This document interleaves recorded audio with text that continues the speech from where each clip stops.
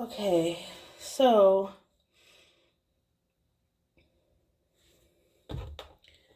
don't really know exactly where I'm going, but I'm gonna go. Just really gonna freestyle. Hope that this takes me somewhere cool. So, so I decided to paint over this old painting I had because it had just been sitting around for a really long time and it's on a really nice canvas. So I thought it's time to repaint this. Initially, I played with some inks to sort of fade out the background. And then I decided to come over it and just do something different that I hadn't really done before.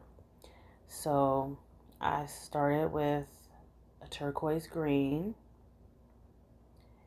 which is from Master's Touch, one of my favorite brands um, for beginner, or I should say novice painters. Not really. It's a pretty good paint. I like that it dries sort of glossy, sort of shiny. You don't have to add any extra mediums to get it like that or put a varnish over it to make it like that. And it really makes the painting interesting in the end, in my opinion. And I like the consistency and the opacity of it as a paint. So this painting is pretty much done with Master's Touch paintings, which you can get from Hobby Lobby. So I'm going in now with a magenta. The magenta mixing with that turquoise is really nice. I brighten the turquoise up a little bit with another paint, which is one of my favorites from Artist Loft, which you can get at Michael's. It's a color called Parchment. It's really very almost identical to unbleached titanium, but yeah, it's just the color I like. I use both of them instead of white, because white can sort of be too bright depending on what you got going. So I'm just moving around this paint again with the magenta, which is one of my favorite colors. I love the way it's blending into the turquoise green and creating a sort of purple bluish color. So I'm just working all that in. And now I've added some ultramarine blue, another beautiful color. And these are sort of, I guess you would call them jewel tones. And I think they work really well together. So with this painting, there's an orange. That is just flat out orange because I wanted to add another element into this painting other than this, just the three colors. So I started going in with the orange, and really with this, I was feeling my way through it, not fully knowing where I wanted to end up, but kind of. I did want to create something that looked um, just like blended color, slightly ethereal, so no hard edges or defined edges of color or definitive transitions of the color. I just want everything to blend in together. There may be a name for this style of painting, but I am a self-taught painter. I really just paint for my own personal therapy and enjoyment. I was just playing with the lights there because my art studio is primarily in my basement. I don't have any outside light. So I have this really nice light that my sister bought me for Christmas or my birthday one time. And so I was playing with the light and looking at, how it looks in the different light. Now you can see I decided to come in with this bright green color. I don't know the exact name for it right now, but yeah.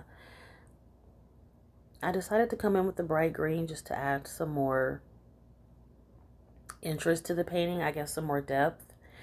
And this is a painting that I'm doing in a lot of layers because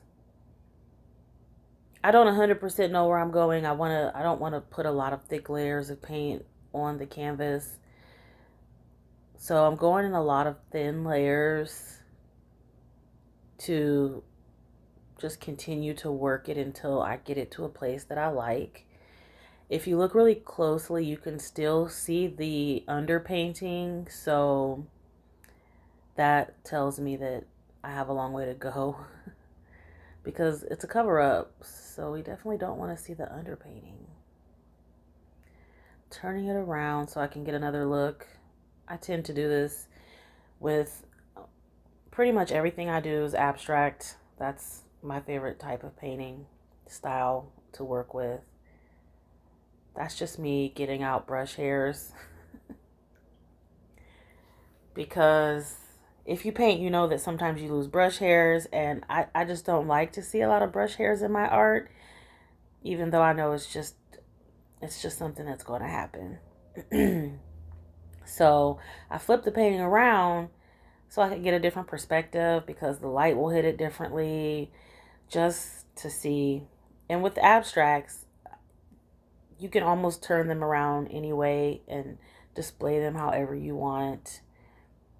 But my intention, I think, was to have the blue green portion to be in the lower area of the painting and the fuchsia pink area to be the top. But that's the great thing about abstract, especially one like this that's going to cover the whole painting. You really can just hang it up however you desire.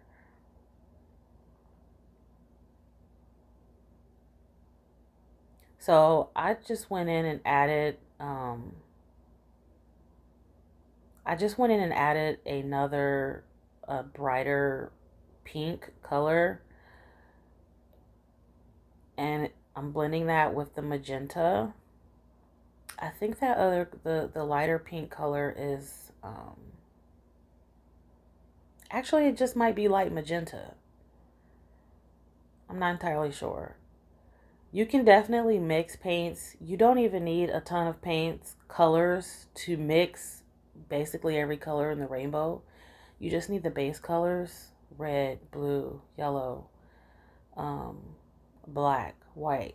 The primary colors, you can do everything with those, but I'm not one to mix colors a lot to try to get another color in particular. So I buy the paints that I like, that I'm attracted to. But sometimes I won't buy a color because I know, well, I can make that color really, really easily just by mixing up two colors I already have. But now there I put in some more blue to mix with the pink to make this purple. So there's purple in this painting, but I've not put any purple down. Just blending it on the canvas. Trying to see how I like it. Going with the flow.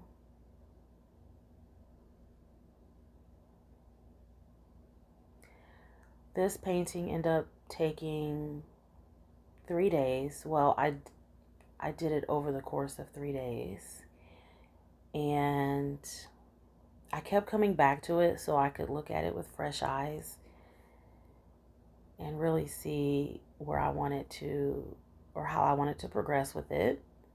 So little by little, but this is the first video that I made. And I went back again, like I said, over 2 more days after this and added a lot more layers, and it really did change a lot. So the finished product, I will be sharing the finished product because I added a lot more color. I think I did some things to try to make the color that was there a little bit more vibrant. I softened a lot of, I softened a lot of the strokes because I ended up going in with a different type of brush to soften the transition of color. And then I finished it with some metallic gold. So I will be sharing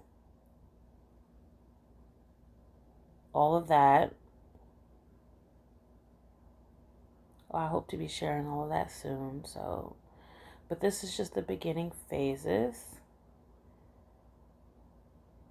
of this painting. This is a 24 by 24 on a 2-inch, maybe 1.5-inch thick canvas.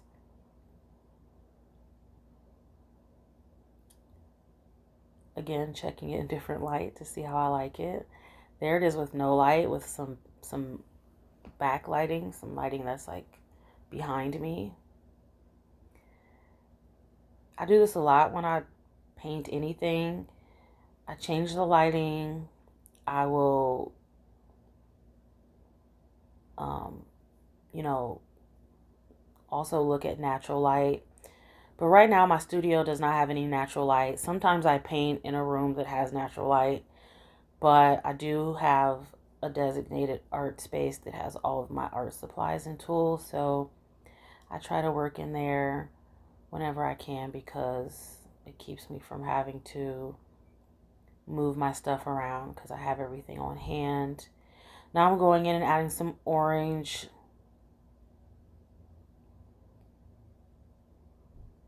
I wasn't really sure how I felt about the orange, but I ended up liking it and it ended up looking good. But I did have to work with that quite a bit to get it where I want it. So this is the first part of this, and I'm going to at least upload the finished result so that you can see where it ended up from where it started. And you almost can't see the painting underneath at all anymore. I can because, you know, you can always see the imperfections or the flaws or the things that need to be fixed in your own work. But yeah, thanks for watching my video.